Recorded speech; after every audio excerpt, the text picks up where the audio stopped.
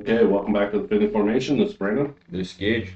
All right, so we're back after a long hiatus. Been a couple weeks. Maybe we had a failed attempt at an episode, maybe not. But yeah, we were on vacation, but we're back. We're gonna keep this rolling. We're still doing the team history and the off season, and now we've been running it in a reverse draft order, 32-1. We are down inside the top 10 now, and we are with the New Orleans Saints. So the Saints were established in November 1st, 1966. Their first season was in 1967, so they've been playing for 59 seasons. Um, they started in the Eastern Conference from 67 to 69, and then went to the NFC, so they had different conferences. Then they went to the NFC from 1970 to the present. They were part of the NFC West, which shows you, like we talked about, how goofed up their alignments were in these conferences. It was pretty crazy. Yeah, and didn't some have six, and some have five, and some have four teams. I think it was like 6 and 5 were the numbers. I don't know if there was a small one like 4, But yeah, but it's unbalanced conferences. You had the Southeast and the NFC West. And, yeah. So they were in the NFC West from 1970 to 2001, and then they've been in the NFC South Conference since 2002, which is way better. And their realignments still aren't perfect, but they're a heck of a lot better than they were. They've been the league champ one time and a conference champ one time. Both were in 2009 during the Drew Brees era, and that was a Super Bowl against the Colts. So they beat Peyton Manning and the Colts in 2009. I can't Yeah, remember what Super Bowl that is. It's probably like 40 or 38 or something. They were division champs in the NFC West only twice, 91 and 2000. In the NFC South, they were the champs 9 times, and I think most of those came after Drew Brees, yeah. obviously. And then the playoffs they made 14 times, and 8 of those playoff appearances were after Drew Brees. So 14 times in 59 seasons, not very good. And all of them were because of the third greatest quarterback of all time. Yeah. Drew Brees is a stud, was a stud, is a stud. Hey, with Drew Brees, though, they're set up for the future. He is the parent of an entire offense. He's the what? The parent of an entire offense. Oh, yeah. Yeah, he's got what? 13 kids now? Oh, gotcha. I got what you said. I was No, like, I wait, think did he that- actually create an offense, or are we talking like an actual parent? But I I think he's got got 6 or 7 kids. So yeah, he's they'll be set up when Drew Brees develops 7 kids into NFL players. right. Yeah, so the Saints' overall record is not good. They're 417, 480, and 5 overall, which, I mean, isn't good. I mean, because considering how many times they won 10 plus games with Drew Brees there from like 2006, 2005, or 2006 on, that's not very good. No. And so, yeah, they were called the Aints for the longest time. Fun fact: they went 20 seasons consecutively without a winning season or a playoff appearance. That's 20 consecutive seasons. That's crazy. Yeah, imagine being a Saints fan during that time. Right. Yeah, yeah, the Aints. They used to wear bags on their heads and all that. That started there. I want to go through all their first round picks, maybe in a different episode. Just go through all these playoff droughts and NFL teams and see what their draft picks were while they were sucking ass for 20 straight years. That's what's bad is I think they were bad enough to miss playoffs, and have a losing record, but not, or they, yeah, but not bad enough to get the first. They were good enough to miss, to Yeah, just they were they're good enough to not get the between first. 10 and Yeah. 10 and 15 or whatever. Yeah, it was. Yeah. So, but then I go talking about their coaches, go into that a little bit. Jim Moore was a coach there. He's a notable coach. He was 93 and 74 from 86 to 96. I think one of the infamous coaches there. Terrible decision. His record was not good. Mike Ditka, 97 to 99. He was 15 and 33. But like we talked about before, his biggest goof was trading all their picks in the 99 season uh, to Washington for the first pick. He even gave up a first and a third in the year ahead in the 2000 season. And they did all that to get Ricky Williams, who ended up being okay. He was a good running back, but I think he was out of New Orleans after 3 or 4 seasons. So Yeah, the only way to be that valuable was Barry Sanders, Emmitt Smith, Walter Payton, maybe. Yeah. No. Give up a whole draft for him. I mean, Yeah. they weren't even holding their cards at all. What was he doing? He was just, I'll just give you everything. And they were like, well, that's not enough. He's like, well, I'll give you a few things from next season, too. You Yeah. know, that's crazy to give up a whole draft. I don't know how many picks they had that season, but if it was even 5, that's too many. Yeah. You know. For Ricky Williams, yeah. Yeah. Then Jim Haslett was there from 2000 to 2005. He was 45 and 51. Dennis Allen was there, the last coach, 22 to 24. He was 18 and 25, and he was fired at the end of or at the, I think about halfway point of the season.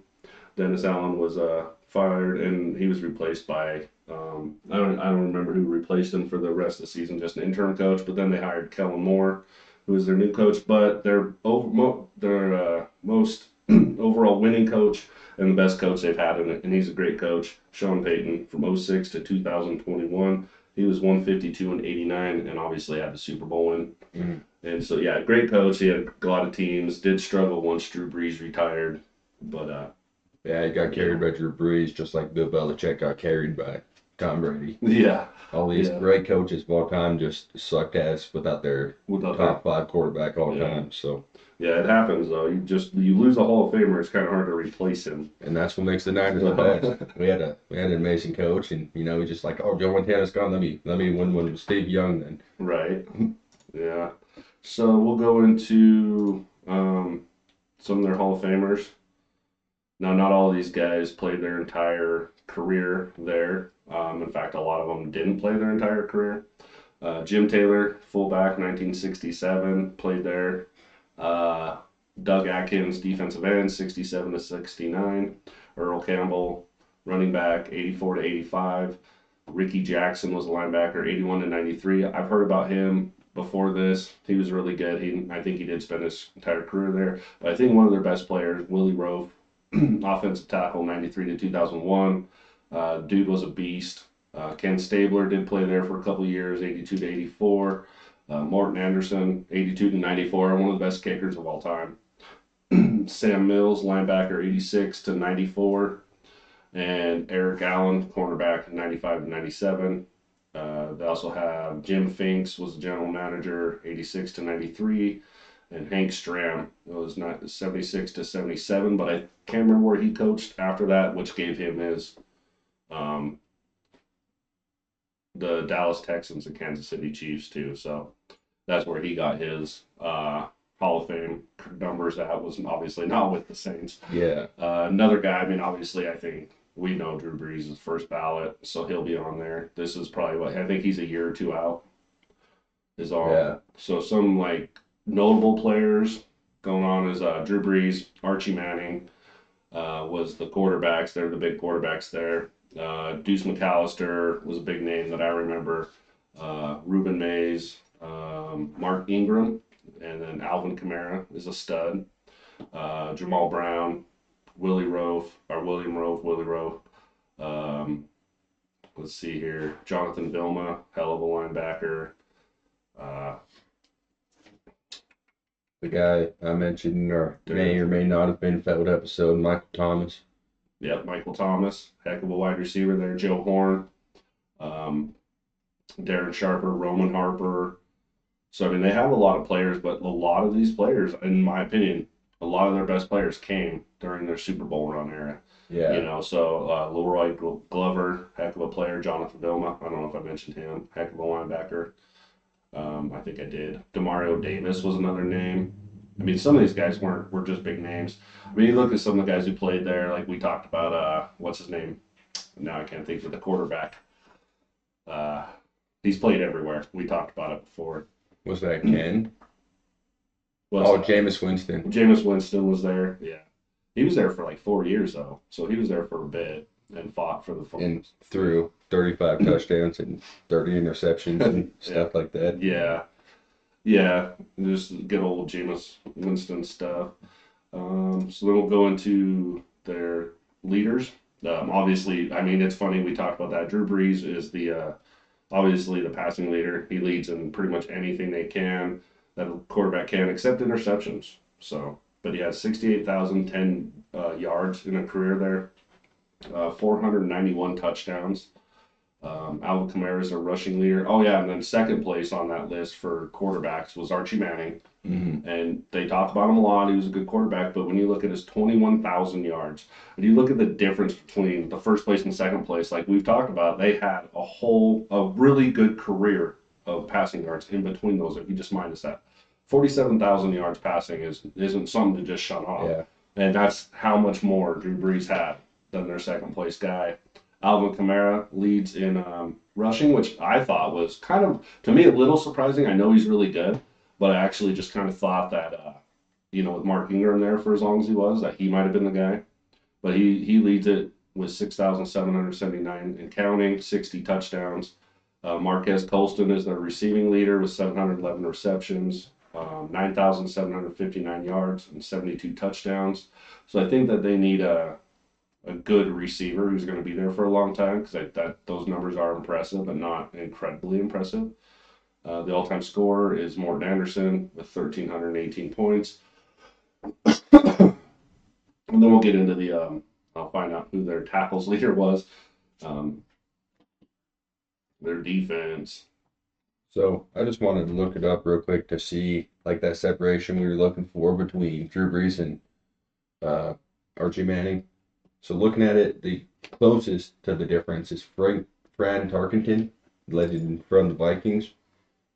He threw 47,000 yards, and that's just the difference between Drew Brees and And that guy's, yeah, he's one of the greatest. Yeah. That's great. That's a good lookup. Joe Montana threw for 40,500. So less than the difference between Drew Brees and Archie Manning. Yeah, Drew Brees was incredible quarterback. Yeah, I mean, you go through this list, there's a lot of Hall of Famers that are through for less than just that gap.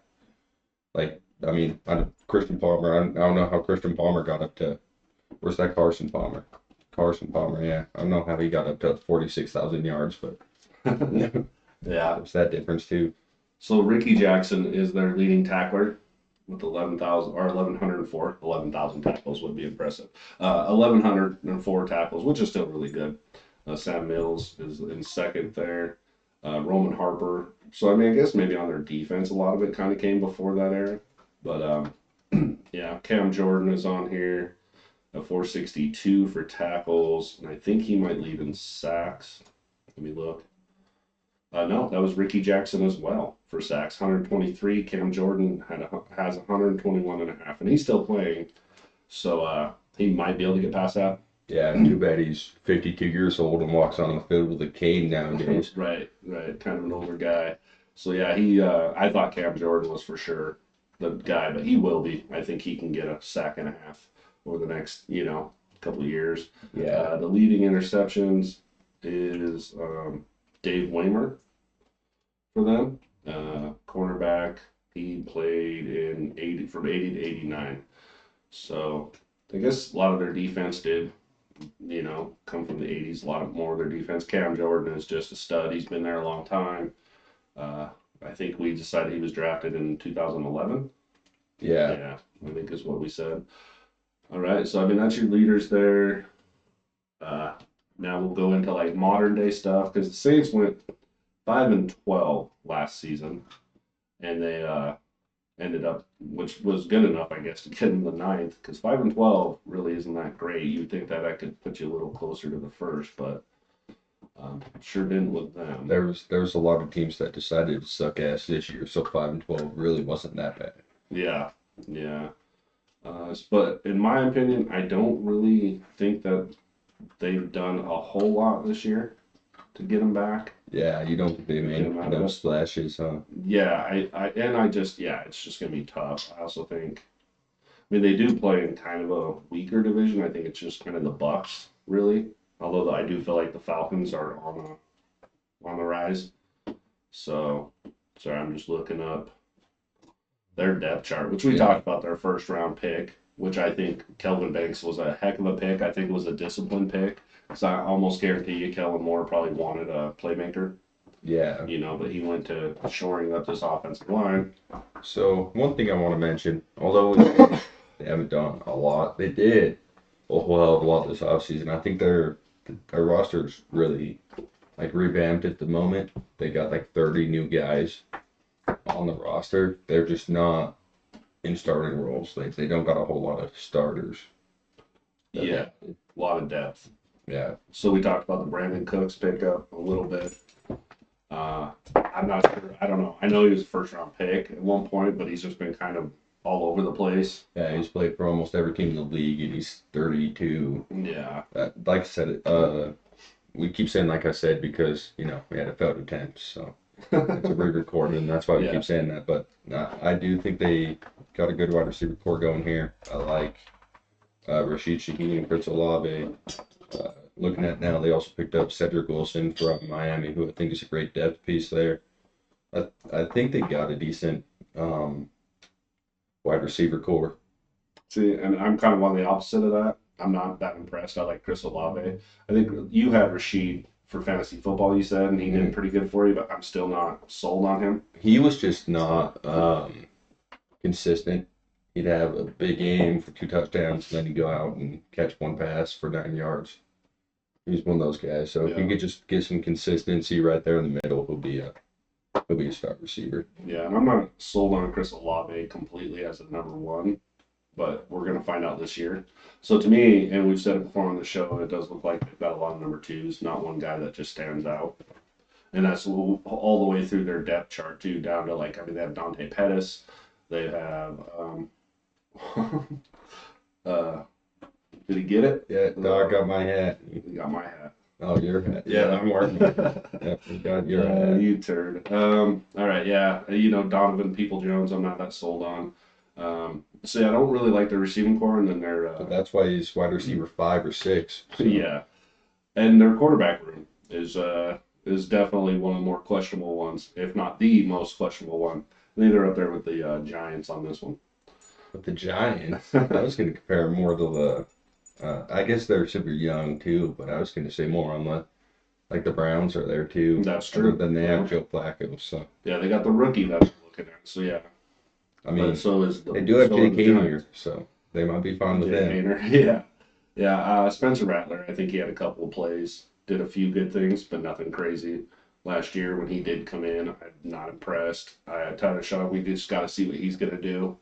Big boy, big arm, but, I think he's unproven. I don't know if he's pro ready just yet, but, there's probably going to be one or two quarterbacks that are going to come out and do pretty good like normal. I just don't know if he's one of them. I do like the running game. I like Alvin Kamara, and if he stays healthy, he's like, he's a 1,600 yard guy. He could get you that, and not to mention the receiving yards that he's going to get you. He's probably, in my opinion, their best receiver too. I think, So, yeah, if he stays healthy, there's a great chance he does what OPOY Chris McCaffrey did and what he's done in the past with 1,000 receiving, 1,000 rushing. mhm. He's definitely that type of guy. If he can stay healthy, if he doesn't stay healthy, then they're kind of screwed like they are every year with him. But Yeah, yeah. So we were talking. I like more what they did on the defensive side. I really like the Justin Reed signing from Kansas City. I think that helps their defense quite a bit. yeah, Shores up that safety position because they have Tyrann Mathieu still, and both of them came from Kansas City. But yeah. I mean, they're like KC's doing something right. They got a bunch of Super Bowls, so might as well just right, steal their defense. they'll just take their safeties. Yeah, and then I think when then again we talked about this before. You were high on Stutzman during before the draft and everything, and I still think he's probably going to be one of their best picks outside of Kelvin Banks. I think he's my favorite pick of theirs. I think he's going to be a stud. I think he's going to work into a starting position, and it won't be long before he's pretty notable. Yeah, yeah. I think he's a really talented guy. I mean, like I said, I was super high on him coming into the draft and everything. I was hoping kind of for the Niners to get him to replace Greenlaw with Greenlaw being gone, but I understand not going linebacker for the Niners, so I'm happy he's on the team that's he's going to hopefully get a lot of use and really show what he can do. Right. Right. So, and then other than, I mean, I'm not seeing a lot of for their, draft or free agency pickups other than Justin Reed that I really like. They got Javon Gottschalk from New England as their nose tackle, but I mean, Yeah, and then he's they a got big boy, and I think he's going to start, but I don't know if it's that. impressive. Yeah. And then they got Isaac Yiadom. He's currently on there as a starting corner for him. Hmm. So yeah, I think he's a good depth piece, but him being a starter is a bit of a like it's a red flag for sure. Yeah. I mean, he's at what cornerback 4 on the Niners depth chart last Hmm. year behind Travis Ward. Um, no, I can't think of the names right now. I'm drawing a Yeah. blank. No, Who yeah, had him over? he wasn't close to even being a starter. Yeah, And him I going there. remember we signed him for the 1 year with Rock Ya-Sin, and we didn't see either of them very much at all. Yeah. Yeah, and I mean they've got Cam Jordan sitting behind Chase Young on this depth chart that we're looking at. I don't think that's going to last. I know that Cam Jordan probably isn't the same player he was, even 4 or 5 years ago, or even last year maybe. But I still think that that guy is going to be better than um, Chase Young overall. I know Let's that he's not going to be able to get in there. let's just hope he stays on that left side though, instead of taking Carl Granderson out. Hmm. Yeah, and Carl Granderson, shout out to Wyoming player. He's really turned it on. He's my favorite. Player that's been there. He was brought in as an undrafted free agent there, and he's been there his whole time. Yeah, Dude's a stud. He's already, we moved on to his second contract now. He's definitely earning it. He's been a mainstay. If he stays healthy, I think that helps him out a lot. But I don't know. So overall, with this going into this next season, how do you feel about this team? I think they're uh, if they stay healthy, I think they're a 8-9 win team. I don't know, 10 is kind of a reach, I think, but they might be able to get there if they play out of their mind. But I mean, other than that, I think they get if if they don't stay healthy like most NFL teams don't every year, then I think we're looking at 7 to 8 wins for them. Yeah. See, that's even a little bit more than what I'm thinking. I'm looking into this and I'm seeing a quarterback room that I feel like is really wishy-washy. I'm not so sure about it. I'm not very high on their offense in general, although I do like Kellen Moore. I know that he's good offensive mind. I do think that that will be part of their thing will be running the ball more with Alvin Kamara, and then they drafted that rookie. I think they're going to be doing okay there, but I still see them picking next year 8 or 9. I still see them being in the top 10 picks.